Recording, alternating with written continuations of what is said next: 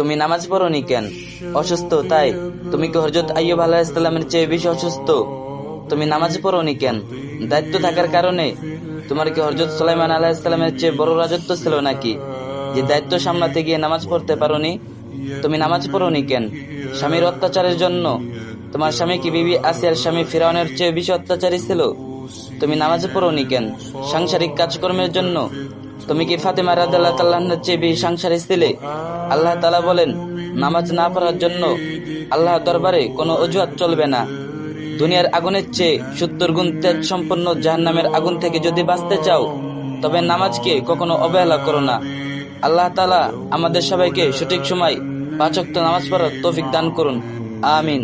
আর ভিডিওটি একটা শেয়ার করে দিন, আর যে যত পারেন বেশি বেশি কপি লিংক করে দিন।